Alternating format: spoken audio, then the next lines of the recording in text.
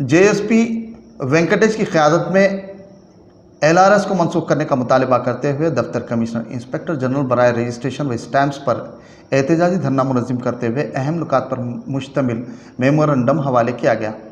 Party Venkatesh की क़यादत में LRS को मनसूख करने का मुतालबा करते हुए दफ्तर कमिश्नर इंस्पेक्टर जनरल बराए रजिस्ट्रेशन व स्टैम्प्स पर एहतजाजी धरना मुनज़्ज़म करते हुए अहम नुकात पर मुश्तमिल मेमोरेंडम हवाले किया गया है। एहतजाजी अपने हाथों में मुख्तलिफ फ़िक्रों पर मुहित प्लेकार्ड रियासती हुकूमत की पॉलिसियों के खिलाफ नारेबाजी की। बाद पार्टी कायद वेंकटेश और साजिदा सिकंदर ने मीडिया से बात करते हुए रियासती हुकूमत पर शदीद तनकीद की और रियासती हुकूमत से मुतालबा किया कि वो एलआरएस को फौरी मनसूख करे। वो हमारे यौम स्टूडेंट्स के शहीदों की वजह से तेलंगाना राष्ट्र हासिल हुआ।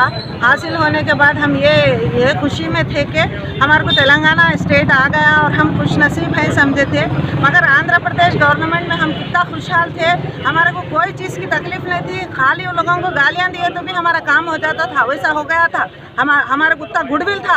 आज इतने बदनसीब हो गए कि हमारी हालत इतनी गिरती जा रही, डे बाई डे गिरती जा रही। हमारी तेलंगाना गवर्नमेंट पब्लिक के हाल के तरफ तवज्जो नहीं दे रही, पब्लिक की तकलीफ नहीं देख रही, पब्लिक की हेल्थ नहीं देख रही, पब्लिक की आमदनी भी नहीं देख रही। गिरा दे के गवर्नमेंट की आमदनी बढ़ा ले रही। ये एलआरएस निकालना जरूरी है।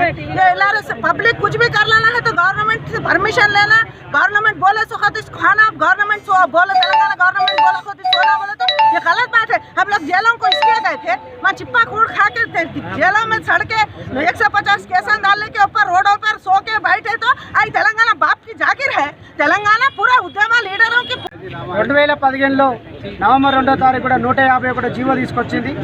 ఆ జీవో మూలంగా కూడా పేద ప్రజలు చాలా మంది ఇబ్బంది పడ్డారు। రాష్ట్ర ప్రభుత్వం ఆలోచన చేయాలి, మీ ఓట్ల కోసమో మీ ప్రభుత్వ ఖజానా నింపుకోవడం కోసమో రాష్ట్ర పేద ప్రజలని ఇబ్బందులకు గురి చేయొద్దు। తెలంగాణ స్టేట్ రియల్టీ అసోసియేషన్ ఏం కోరుకుంటుంది, రాష్ట్రంలో ఉన్నటువంటి పేద ప్రజలందరికీ సామాన్యంగా బతుకుదెరువు లేకనే ఇబ్బంది పడుతున్నారు।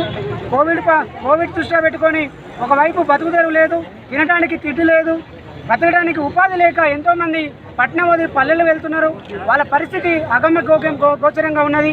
కాబట్టి ఎల్ఆర్ఎస్ అనేది ఏదైతే పేరు మీద తీసుకొచ్చినటువంటి మీ ప్రభుత్వం మళ్ళా కూడా నిన్న ఆగస్టులో 26 వరకే ప్లాట్ కొనుక్కున్న వాళ్ళకే ఈ ప్లాట్ క్రమబద్ధీకరణ అవుతుంది, లేకపోతే మీ ప్లాట్లు క్రమబద్ధీకరణ చేసుకోని చెప్పేసి కొత్త జీవో తీసుకొచ్చి ఆ జీవో 151 ఆ 151 మూలంగా ప్లాట్ కొనుక్కోవడానికి వీలు లేదు, అమ్మడానికి వీలు లేదు।